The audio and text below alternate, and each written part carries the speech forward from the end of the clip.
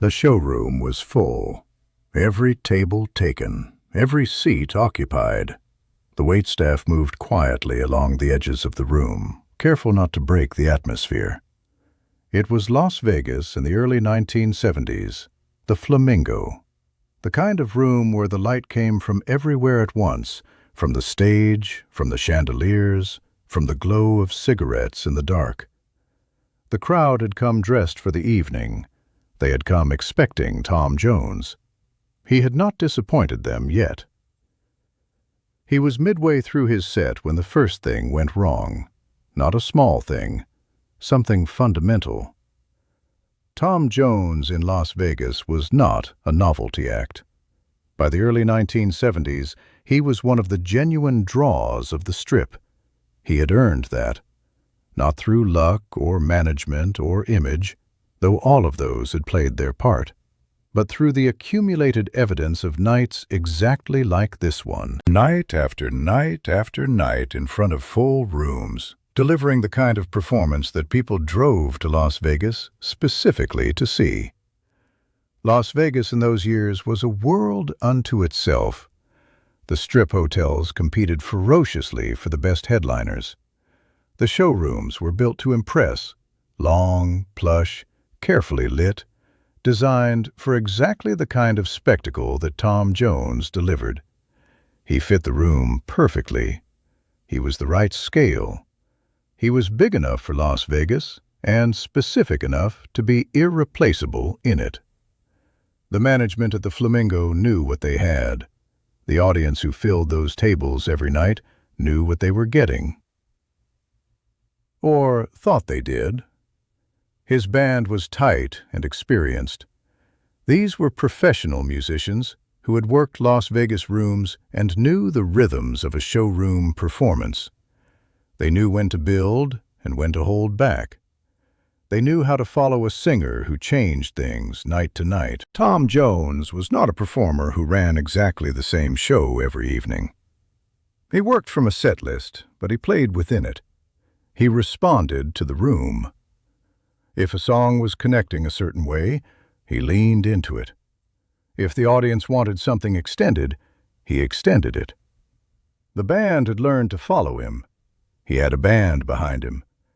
He had a set list that moved through registers, ballads and driving rhythm songs, and showstopper moments that the crowd could feel coming from 50 yards away. He knew how to build a room. He knew how to hold one. He had been doing this long enough that it was not instinct anymore. It was something beyond instinct. It was mastery. The microphone was in his hand. The band was playing. And then, without warning, the lights went. Not dim, not flickered, gone. The showroom plunged into near darkness. There is something that happens when the production is stripped away and the voice stands alone. The audience hears something they do not normally hear. They hear the actual instrument. They hear what is underneath the arrangement and the staging and the carefully constructed theatrical presentation. Think about what it means to hear a voice completely unadorned in a room of that size. No reverb engineered by the sound system, no warmth added by the monitors, no carefully tuned mix designed by the engineer to make the voice sit perfectly in the mix. Just the acoustic voice of a man who had been singing his whole life in a room built for entertainment with an audience that had paid good money and was now getting something no amount of money could have bought them. In Tom Jones's case, what they heard was extraordinary. His voice in that room, unaccompanied, was not smaller than it was with a full band behind it. It was, in a certain sense, larger, because there was nothing between the voice and the room, nothing to mediate or soften or redirect the sound.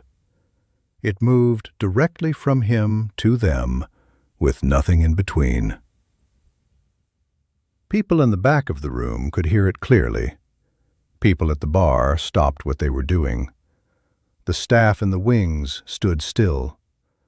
A Las Vegas showroom, which is in ordinary circumstances one of the most artificially constructed entertainment environments in the world, became for a few minutes something almost intimate.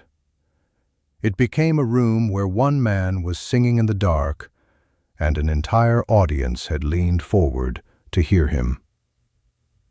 The lights came back. The crew had worked through the problem quickly. The technical failure was eventually resolved, the main lighting system restored, and the band reassembled and came back in. Tom Jones picked up where he had left off, not skipping a beat, not calling attention to what had just happened, not milking the moment for applause.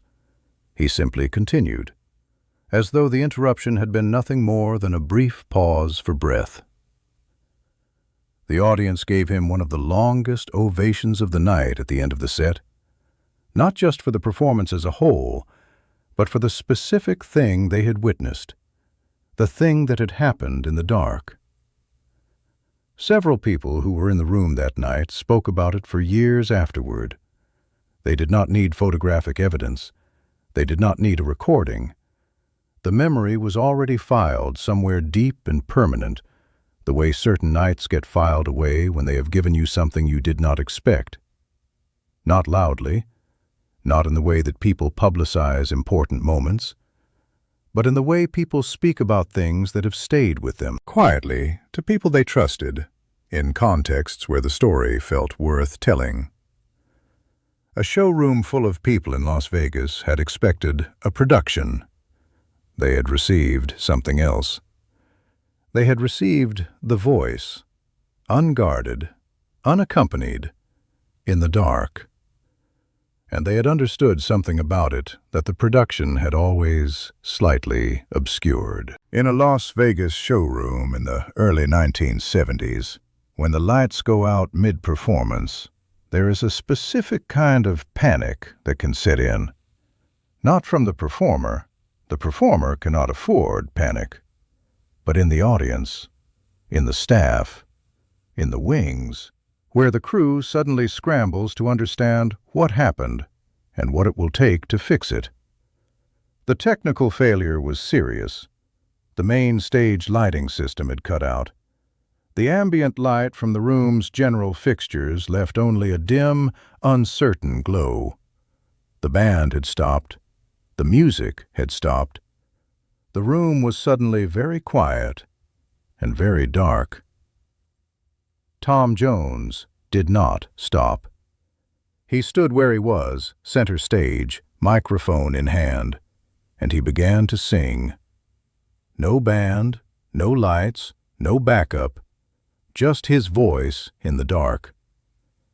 The room went very still. People who had been mid-conversation fell quiet. People who had been raising their glasses put them down. People who had been leaning back in their chairs sat forward.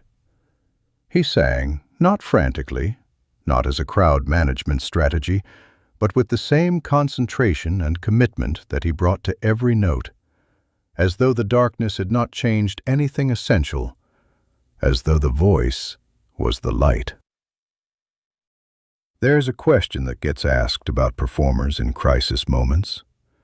The question is, what do they do when the scaffolding is removed? When the lights go, when the band stops, when the technical infrastructure that the modern entertainment industry has erected around a performance suddenly collapses? What is left? For some performers, the answer is not much. The production is the performance. Without the production, there is a person in a spotlight who does not know quite what to do without the scaffolding holding them up. For Tom Jones that night in Las Vegas, the answer was different. What was left was the voice, and the voice was enough. He sang without accompaniment for several minutes. He chose songs that his voice could carry alone, not stripped and exposed, but powerful and direct, the way he had sung in small clubs in Wales before he was famous. before anyone had given him a band or a lighting rig or a production budget. He had learned to sing that way. He had built his voice in rooms far smaller and far less forgiving than a Las Vegas showroom. He knew how to fill a room with nothing but himself. The audience responded in a way that the crew standing in the wings had not anticipated. They did not grow restless. They did not call out or complain or ask for refunds. They listened. Some of them, people who had seen Tom Jones perform a dozen times in polished, perfectly produced Las Vegas shows, later said that this was the best they had ever heard him. Not despite the darkness, because of it. Tom Jones built his career in Las Vegas through exactly this kind of moment, through performances that went beyond what was scripted and what was planned, through the evidence, night after night, that what he had was not dependent on circumstance. Las Vegas audiences were not easy audiences. They had seen everything. They were sophisticated consumers of entertainment. They had watched the great performers of that era work the same rooms and deliver the same polished shows. They knew what a good Las Vegas performance looked like. What they did not always see was a performer for whom the production was genuinely secondary, for whom the essential thing, the voice, the contact between the singer and the room, existed independently of everything around it. Tom Jones was one of those performers. The night with the lights gave them the proof that most polished shows could never provide.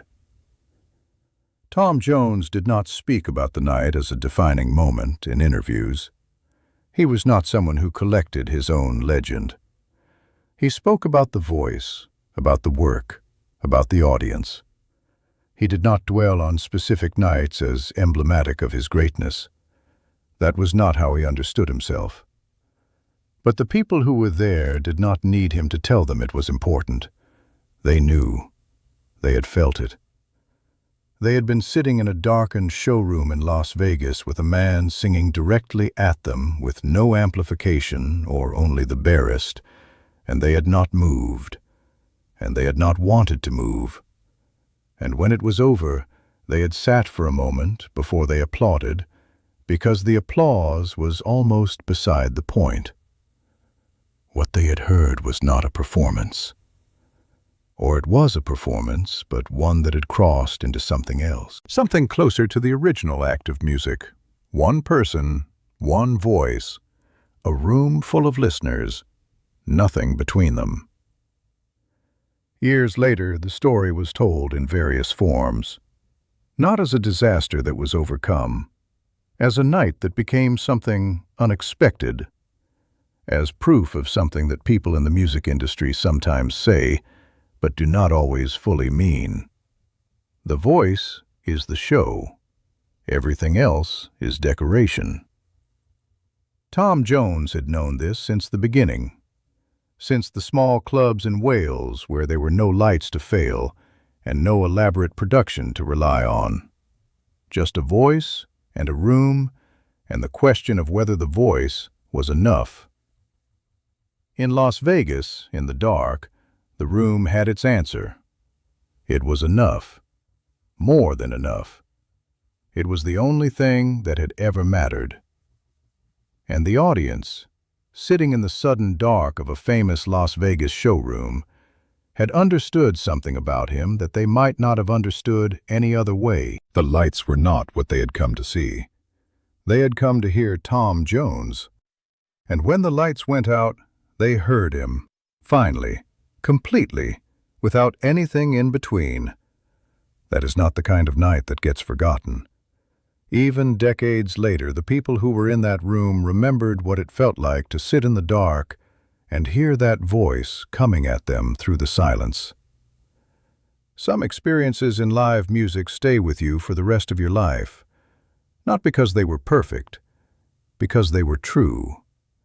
There is a version of Tom Jones that the world constructed over decades, the Vegas showman, the sex symbol, the performer with the open collar and the adoring crowd. That version was real. It was not invented. But it was also, in some ways, a frame around something that the frame could not fully contain. The night the lights went out took the frame away, and what was inside the frame, what had always been inside it, since the working men's clubs in Wales, since the first time that voice filled a room and a room went quiet to listen, was something that needed no production to justify itself. It was simply one of the great voices of the 20th century, standing in the dark, singing.